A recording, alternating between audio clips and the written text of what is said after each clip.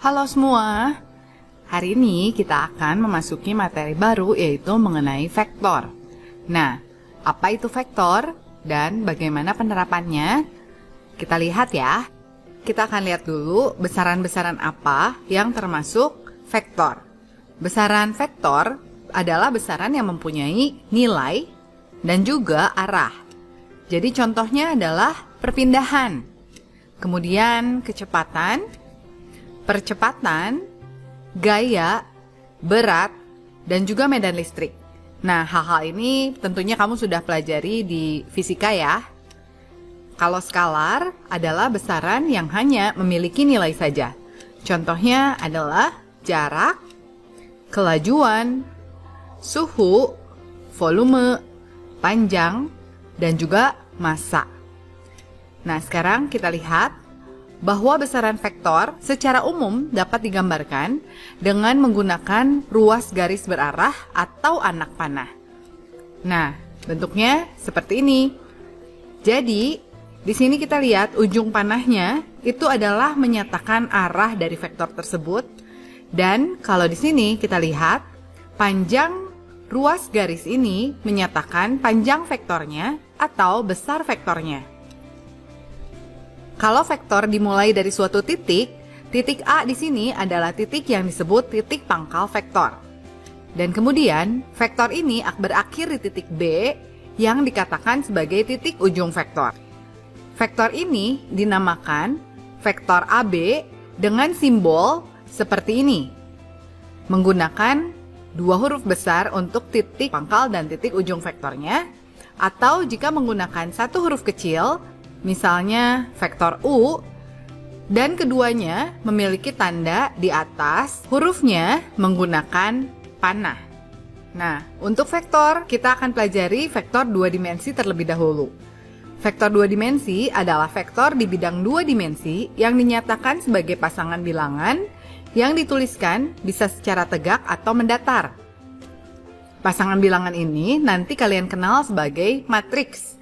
Karena hanya ada satu kolom, disebutnya matriks kolom, dan di sini vektornya dinyatakan oleh 4-3, atau juga bisa seperti ini, yaitu disebut matriks baris.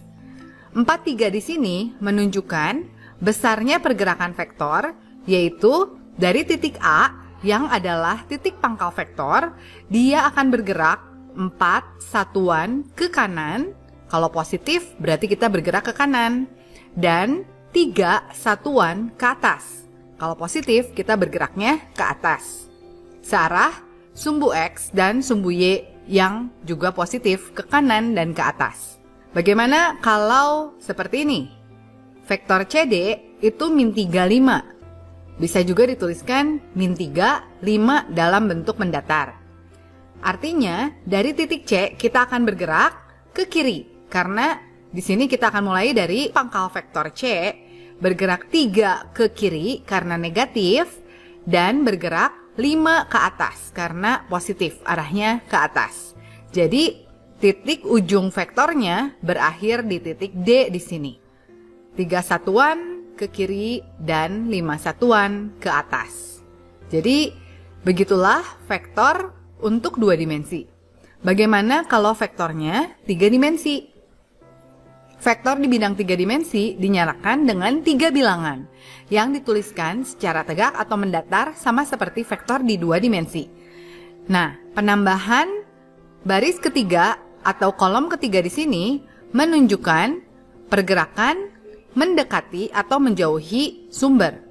Jadi contohnya jika DF adalah 9, 6, dan 4, kita bisa lihat di sini penulisannya sama seperti sebelumnya dalam bentuk matriks kolom ataupun dalam bentuk matriks baris.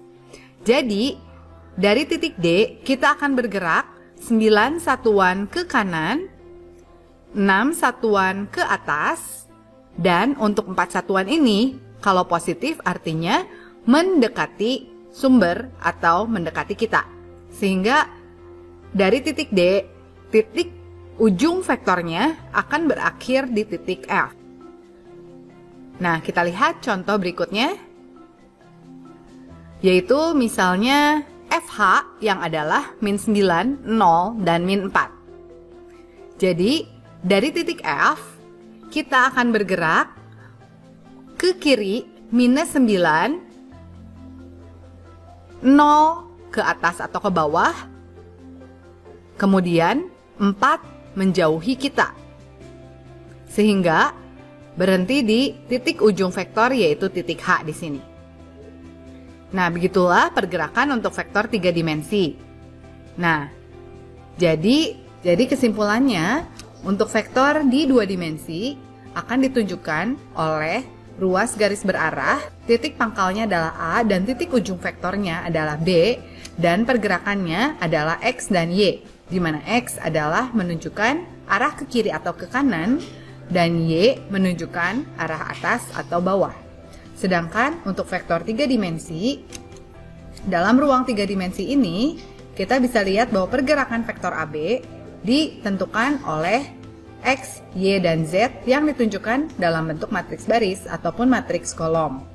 X menunjukkan arah ke kanan ke kiri, Y menunjukkan arah ke atas atau ke bawah, dan Z menunjukkan arah mendekati atau menjauhi sumber. Nah, untuk posisi X, Y, dan Z ini bisa saja berbeda-beda gantung acuannya. Nah, sampai di situ ya pembahasan kita kali ini. Kita akan lanjutkan dengan latihan dan terima kasih semuanya. Tetap sehat dan semangat. God bless you all. Bye-bye.